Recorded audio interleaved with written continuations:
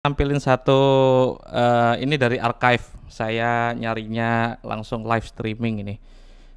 Tadi kan Kiai Imad menyebut Qoladatul Nahar. Qoladatul Nahar itu kan ditulis oleh Bambang Kramah, dan beliau keliru ketika menyebut ini ditakik oleh Mbak Alawi. Yang pentakik ini bukan Mbak Alawi, namanya Bu Jum'ah Mukri dan Khalid Zawari. Tidak ada Mbak Alawi di sini. Ini kitab dicetak sekitar tahun cetakan pertama itu 2000-an. Itu berarti kan Husain Al-Habsyi yang Kiai Imad tadi tuduh menginterpolasi kitab ya, di banyak tulisan Kiai Imad sering menyebut nama itu, dia masih hidup. Itu. Jadi kitab Qoladatul Nahar kenapa saya pakai untuk mengkonfrontasi naskah yang saya temukan? Karena orang ini Qoladatul Nahar itu fi wafayatil a'yanid dahar itu kan ditulis oleh Abu Thayyib bin Abdullah bin Ahmad bin Ali Bambang Kramah. Dia bukan Ba'alawi, tapi Hadrumi, seorang Hadramaut ya. Dia itu lahir 870 sampai 947. Di sini mengutip banyak sekali kitab dari Ajurus Safaf. Kalau boleh ditulis ya, Ajurus Safaf itu kan ditulis oleh orang yang meninggal tahun 855. Jadi selisihnya kan sekitar ya 30 tahun atau mungkin 25 tahun lah, 25 tahun setelah penulisnya wafat, naskah itu udah ada, orang ini hidup. Dia seorang intelektual, dan saya masih mempercayai kitab ini karena naskahnya tersedia, masing-masing naskah juga tersedia. Dan ketika Kiai Imad berusaha membatalkan naskah Ajurus Safaf, saya tampilkan lagi Ajurus Safaf yang saya dapat. Ini kayaknya udah beredar, Kiai Imad juga udah punya. Nah, kitab Ajurus Safaf ini ditulis, yang beredar itu kan naskah tahun 1300-an ya, disalin ulang tahun 1300-an. Dekat banget itu. Tapi ada naskah lain yang lebih tua dari ini, yang disalin 1200-an atau 200-an yang lalu. Karena ini 1400, naskah salinannya yang lebih tua dari ini itu ditulis tahun 1200-an. Saya udah dapat. Yang dari Kuwait juga ada, itu tahun sama di 1100-an atau 1200-an. Semua naskah sudah saya bandingkan di dalam satu laptop, terus harfan-harfan saya komparasi ini, dan semuanya mirip atau identik gitu. Penulisnya Abdurrahman Al-Khatib ini valid wafat tahun 855. Kenapa saya meyakini naskah ini tidak diinterpolasi? Karena penulis salinan ini bukanlah Ba'alawi. Penulis naskahnya itu satu dari Al-Khatib. Yang ini yang saya tampilkan itu ditulis oleh Al-Khatib. Belakangnya ada Al-Khatib. Saya kira itu nama marga yang sama dengan penulis naskah ini. Berarti kan ada, katakanlah Pak Hikam menulis naskah, terus ada orang yang mengutip, dan salinan naskahnya itu disalin oleh keturunannya atau satu kabilahnya. Al-Hikami misalnya. Penulis naskah ini adalah Al-Khatib, dari kabilah Al-Khatib gitu, dari orang non Ba'alawi gitu. Melewati konfrontasi naskah saya sudah, dan naskah ini saya yakini benar ditulis oleh Abdurrahman Al-Khatib yang wafat tahun 855. Perkiraan bahwa ada nama yang sama, Abdurrahman Al-Khatib wafat tahun 700-an, itu juga agak meleset karena itu ada kekeliruan dari Hadiyatul Arifin sama Mu'jamul Mu'alifin ya. Dua kitab itu kan menulis, itu kitab fihris, kitab ensiklopedia. Saya ngerasa agak kecewa gitu kayak Imad. Maksudnya Umar Ridho Kahalah dan juga Ismail Pasha, dua penulis dari Hadiyatul Arifin itu kan tahun 1300-an wafatnya gitu. Bagaimana caranya orang yang selalu pengen sumber sezaman mengkonfrontasi sebuah cerita di masanya dengan sumber sezaman itu memakai ensiklopedia dari orang yang hidup tahun 1300 Hijriah gitu. Mu'jamul Mu'alifin itu 1300-an. Dia bagi saya agak keliru referensi gitu. Keliru referensi itu, saya berani aja ngomong kayak gini. Dua orang ensiklopedia itu ketika mengatakan Abdurrahman Al-Khatib wafatnya tahun 700-an dan menulis naskah Ajurus Safaf itu sangat melenceng jauh. Karena di dalam kitab yang sama itu menuliskan seseorang dari kabilah Ba'alawi dan juga kabilah lain bukan Ba'alawi yang wafat tahun 850-an. Ya bagaimana mungkin orang yang wafat tahun 750 itu menulis naskah hikayat biografi seseorang yang wafat tahun 800-an? Itu agak muskil gitu. Nah, Qoladatul Nahar itu orang tadi kan selisihnya sekitar 25 tahun setelah penulis Ajurus Safaf ini kan wafat. Maka dia itu orang yang sangat paling mendekati dan paling bisa dipercaya karena sezaman, dia orang Yaman, orang Hadrami, penulisnya juga Al-Khatib, kabilahnya masih ada sampai sekarang, dan beberapa Al-Khatib menulis ulang salinan kitab ini itu. Itu untuk Ajurus Safaf. Saya masih meyakini kitab ini sebagai kitab salinan yang representatif dan muktabar atau muktamad lah kalau misal Kiai Imad memiliki definisi yang berbeda tentang muktabar ya. Saya clear untuk hal itu. Nah, kendati pun demikian saya juga sepakat ya. Kayaknya semua orang yang pro Ba'alawi itu kan selalu meragukan sumber sezaman itu. Saya kayaknya orang yang ladeni tentang sumber sezaman itu harus dicari. Kenapa saya yakin? Karena yang gelap, jalannya gelap itu bukan hikayat atau historiografi Al-Fakil Muqaddam, tapi cara pencarian Kiai Imad sendiri yang gelap gitu. Jadi beliau itu kan mencari dengan mata yang tertutup, acak-acak, komedi aja Kiai, komedi aja itu. Karena gini, ketika di Timur Tengah 2-3 kali, insya Allah nanti juga saya mau ke Belanda lewat bantuan Lakpesdam kemarin Lembak itu. Saya ke Belanda nanti itu nyari naskah yang ditulis disalin tahun 700-an. Di situ ada keterangan tentang Muhammad bin Ali Al-Qolai yang dulu sempat dikira Kiai Imad itu nasabnya Muhammad bin Ali Al-Qolai itu dicangkok oleh Muhammad bin Ali Shahib Mirbad itu. Kenapa saya bilang ini orang agak iltibas ya. Ada Muhammad bin Ali itu 4 orang ya. Muhammad bin Ali Shahib Mirbad, Muhammad bin Ali Al-Qolai, Muhammad bin Ali Al-Fakih Muqaddam, Muhammad bin Ali Batohan. Empat-empatnya itu kan 2 orang yang berbeda. Meskipun nama dan bapaknya itu sama, tapi njit, buyut, canggahnya itu berbeda. Saya tuh pengen mengulang sebuah teorinya dari Profesor Eng Seng Ho dari The Grave of Tarim. Itu orangnya masih hidup. Saya ingat saya itu ada 2 profesor itu. Orang Hadrami itu Kiai Imad, itu orang Hadorimah atau orang Hadramaut itu orang yang punya budaya dikenal melalui silsilah, melalui berdasarkan genealogi. Kita itu di Indonesia itu kan hai fulan bin fulan itu bukan hal yang lazim ya. Hai Kiai Imad bin Usman, kayak orang menyebut orang lain cara pengenalannya itu berdasarkan nasabnya. Jadi itu satu hal yang kayaknya tidak menjadi perhatian Kiai Imad. Makanya pertanyaan Kiai Imad apakah ada pencakokan itu, padahal di kitab yang lebih tua dari Al-Barqah Al-Mushkah itu kabilah Ba'alawi itu sudah dikenal sebagai pertama keluarga atau klan yang dikenal sebagai orang-orang soleh, ahli ilmu. Mungkinkah jika memang dikenal seperti itu oleh penduduk Hadramaut, ada peluang untuk mencangkokkan nasabnya sendiri ke orang lain gitu? Padahal orang Hadrami sendiri dari penelitian Eng Seng Ho itu kan ya orang yang dikenal melalui silsilah, melalui nasabnya gitu. Sebentar ya. Ya kalau kesolehan kan Allahu a'lamu bimani taqa ya. Lah orang yang dikira wali aja sekarang kan ada mencangkokkan kuburan itu. Jadi Oke, clear, itu gak relevan untuk pembahasan ini. Tapi yang pasti gini Kiai Imad, saya tuh kenapa berusaha mencari sumber atau bukti material yang non Ba'alawi, karena Kiai Imad kan agak menolak kan, ada resistensi jika itu sumber ditahqiq atau ditulis oleh Ba'alawi. Keladatan akhir tuh clear, ditulis oleh non Ba'alawi dan kitabnya versi cetak itu dieditor oleh 2 orang yang non Ba'alawi. Memang orang Hadrami tapi non Ba'alawi kan, itu tuh clear gitu. Dan orang itu penulisnya mu'alif naskahnya ada Kiai Imad. Yang paling dekat dengan Keladatan akhir yang wafat 900-an itu saya dapat yang 1015 Hijriah disalin ulang. Gak sampai 100 tahun itu penulisnya Keladatan akhir itu wafat, naskah yang 50 akhir itu Mas Rumel kan wafatnya 944 ya. Ini saya punya kitabnya. Ini wafat 947. Jadi tetap saja ini abad ke-10 setelah nasab Ba'alawi itu dibangun begitu kokoh. Karena nasab Ba'alawi ini dibangun dengan kitab-kitab yang banyak di abad 9 dan abad 10.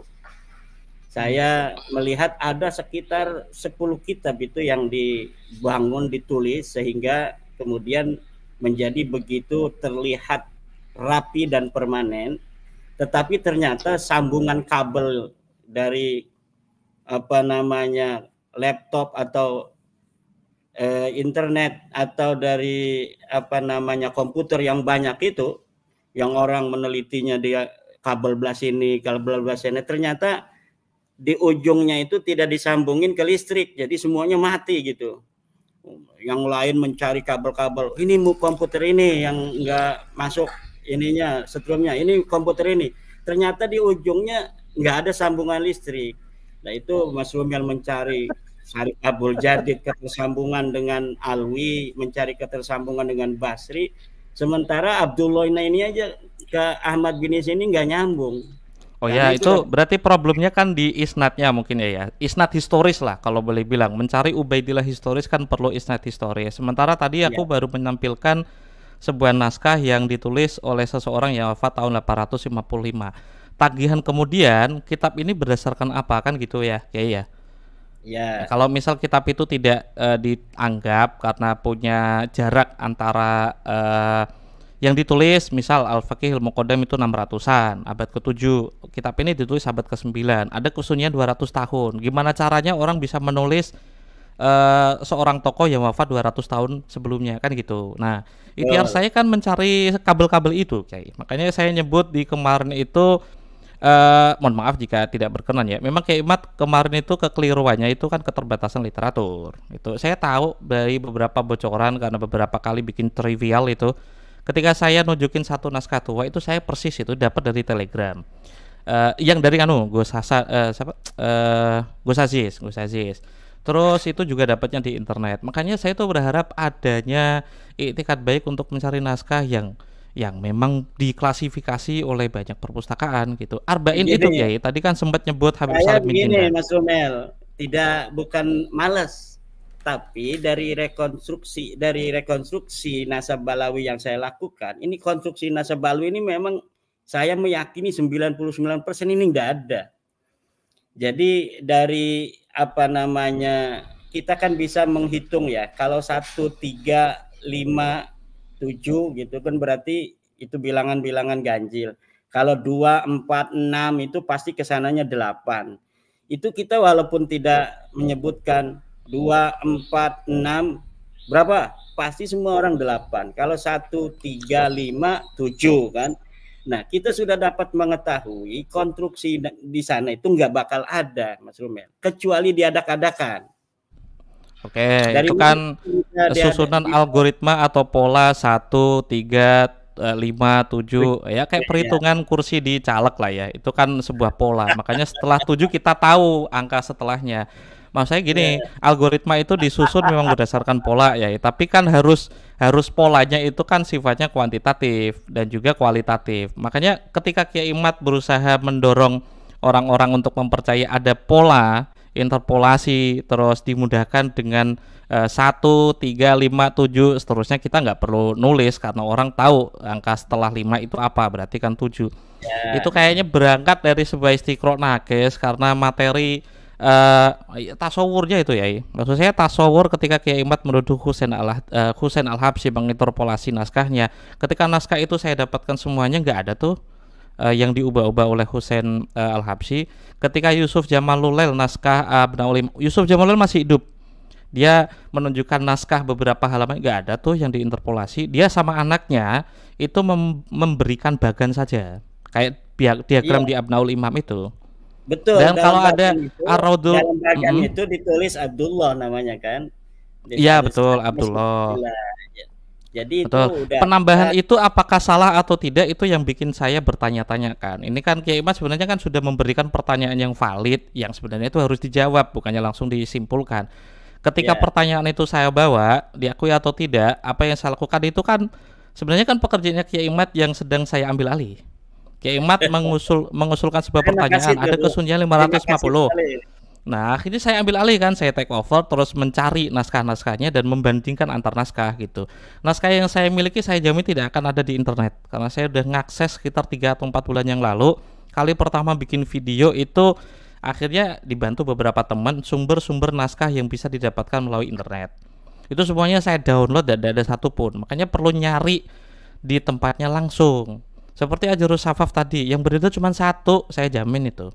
Yang tadi, yang baru saya tunjukkan itu. Ibrahim bin Mansur punya 1 naskahnya Syajarah Al-Barokah. Kiai Imad pasti cuma dapat 4 halaman, tambah 2 orang lagi. Itu iris kuping saya kalau lebih itu.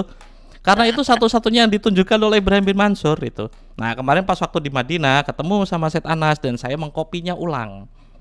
Dan dia pun tidak yakin kalau ini ditulis oleh Fakhruddin Ar-Razi. Karena Qasim Al-Amin, penulis naskah Syajarah Al-Mubarakah yang 927 itu tidak ada redaksi seperti Wahid bin Samsudin. Wahid bin Samsudin bilang ini kan ditulis dari sebuah naskah yang disohehkan oleh mu'alifnya langsung. Di naskahnya Naqobah Hijaz itu gak ada kayak gitu. Bahkan awalnya Ibrahim bin Mansur itu mengira, aku kira ini karyanya Ibn Inabah loh, gitu. Tapi kok dari Iran kok ujuk-ujuk mengatakan ini Al-Musamma Bisyajarah Al-Mubarakah gitu. Makanya ya Mas antum tahu Romel kan sendiri. udah ketemu dengan pentahkiknya Syekh Mahdi Ar-Rajai. Gimana menurut Syekh Mahdi Mm-mm. Ar-Rajai itu? Sama seperti yang saya katakan, beliau cuman intisab tapi gak mentasdek, tidak langsung membenarkan. Dan Ya, saya karena Al-Mar'asi juga Pak sama. Mel, seorang peneliti yang jujur itu ketika menemukan sebuah manuskrip, dia apa adanya disebutkan. Jadi interpretasi dia itu akan dituangkan di dalam lembaran lain. Ketika dia menemukan manuskrip itu, bentuknya seperti itu, ditulis itu namanya kitab As-Sajaratul Mubarakah, dikarang, ditulis akhirnya itu 597, disebut pengarangnya Fahruddin Ar-Razi, ya biarkan seperti itu.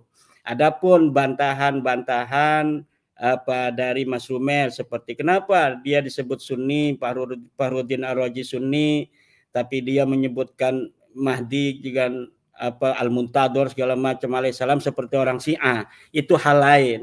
Tapi manuskrip itu kita biarkan aja seperti itu, nanti interpretasi sumber itu dilakukan oleh orang lain seperti Mas Rumel sekarang tuh yang menggugat apa saja Mubarakah. Tetapi Mahdi Ar-Rajai ini orang jujur di dalam dia itu mentahkik sebuah kitab, dituangkan apa adanya, dicetak seperti itu, bahwa Ahmad bin Isa anaknya cuma 3, Muhammad, Ali, dan Husain.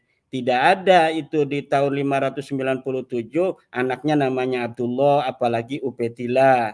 Karena Ubaidillah ini kan hanya interpretasi ijtihad dari seorang alias Sakron yang dia itu namanya Ubaid bin Isa, keluarganya kan dari sama dengan Bani Adal.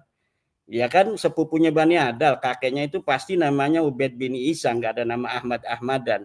Tapi ketika ditemukan di kitab As-Suluk itu ada Ahmad Ubaid bin Ahmad bin Isa, kemudian dia mengira itu adalah kakeknya Abdullah bin Ahmad bin Isa itu, kemudian Abdullah diberi alibi bahwa dia tawadu, kemudian menyebut apa dirinya sebagai Ubaid. Seperti tawaduknya Gus Romel itu dari Romli menjadi Rumail. Itu kan tawaduan itu. Tawaduk gitu. Makanya saya apa namanya itu tidak terlalu apa istilahnya itu mempermasalahkan orang yang menggugat daripada nasab daripada intisabnya Sajarah Mubarakah, karena memang orangnya masih hidup. Mas Romel udah pernah ketemu sama Mahdi Rajai, dia pembela Ba'alawi, ya kan, dalam salah satu tahkikannya itu dia membuat footnote bahwa ada ini Ba'alawi yang namanya Ahmad bin Isa punya anak namanya Ubaid, padahal di kitab yang dia tahkik disebutkan namanya Ahmad bin Isa tidak punya nama Ubaid, tapi dia di bawahnya itu memberikan footnote. Menurut guru saya Al-Mar'asi, Ahmad bin Isa juga punya anak namanya Ubaid. Lah, itu berarti dia tidak ada permusuhan dengan apa Ba'alawi. Maka ketika tidak ada permusuhan dengan Ba'alawi, tahkikannya ini sangat kuat, tidak ada subjektivitas. Berbeda antara misalnya yang ditahkik oleh Ba'alawi, yang ditulis oleh Ba'alawi. Nah, itu ada subjektivitas di situ. Bagaimana mengokohkan narasi-narasi penguat untuk nasabnya. Begitu pula kalau misalnya ada permusuhan seorang Mahdi Ar-Rajai, maka setiap kitab-kitabnya itu tidak untuk nasab Balawi itu tidak bisa langsung dipercaya karena ada permusuhan antara dia. Begitulah seorang muhadis di dalam meneliti sebuah hadis. Riwayat tentang sesuatu yang ada subjektivitas dengan apa orang yang meriwayatkan itu akan ditinjau ulang. Seperti hadis-hadis tentang orang apa namanya Sam meriwayatkan Sam itu ada keberkahan, itu akan ditinjau ulang, akan diteliti oleh para peneliti hadis. Orang Sam mengatakan tentang fadilah Sam di hadis-hadis Nabi, ini akan dicurigai. Orang Najd bicara tentang fadilah Najd, akan dicurigai oleh seorang peneliti hadis. Orang Yaman bicara tentang fadilah Yaman, akan dicurigai oleh peneliti hadis. Atau orang yang sedang bermusuhan, Seperti ketika sebuah hadis mengatakan ayahnya Nabi Muhammad masuk neraka. Setelah diteliti hadisnya ada seorang perawi dari Bani Umayyah. Nah, ini juga menjadi penelitian dari para pakar hadis. Ini tidak bisa dipercaya walaupun secara riwayat itu sahih, tapi karena ada permusuhan antara Bani Umayyah dengan Bani Abi Thalib, maka hadis ini fihi nazarun, ada pertimbangan-pertimbangan subjektivitas. Nah, kemudian kitab-kitab yang banyak dari Ba'alawi itu, yang banyak sekali 27 kitab itu semuanya karangan Ba'alawi yang saya tahu, sampai abad ini, sampai abad ke-15 itu, yang dikarang oleh orang yang pintar, orang yang soleh dan sebagainya itu. Tetapi itu tidak menjadi seorang peneliti orang yang dianggap wali, karena yang menjadi objek daripada sebuah penelitian bukan siapa yang menulis tapi apa yang ditulis. Ketika seorang Ibnu Hajar mengutip sahabat dalam sahabatnya silsanadnya Ba'alawi, disebutkan di situ ada Ubaidillah bin Ahmad. Lah kita bisa menelusuri ternyata dia mendapatkannya dari kitab yang dia temukan. Jadi Ibnu Hajar menemukan kitab namanya Al-Juz'ul Latif, di situ ada silsilah-silsilah thariqah, kemudian dia mengutip aja. Dan ulama itu udah biasa mengutip, namanya Al-Jamma, ulama yang senang ngumpulin sanad-sanad silsilah. Akhirnya tanpa diverifikasi, di cross check, ya kitab itu ada di dalam kitab seorang ulama besar itu. Apakah ulama besar itu salah? Tidak, artinya yang dia dapatkan informasi seperti itu. Adapun nanti ada orang yang mengkaji itu hal lain. Nah itu untuk Syajarah Mubarakah saya kira ini adalah Mas Rumel, kan Mas Rumel udah berusaha tuh waktu itu dengan sebuah sanad ijazah ya, ijazah dari orang yang katanya 500 sekian gitu. Kemudian ternyata kitab itu ditulis pada 500 sekian itu, sementara ijazahnya itu beda lagi tahunnya. Lah itu hal-hal semacam itu pun nanti akan bisa seorang juri akan melihat saya menggunakan kitabnya itu kitab yang versi muktabar, kemudian Mas Rumel hanya menemukan lembaran-lembaran seperti itu yang kemungkinan besar juga bisa dibikin oleh orang gitu kan.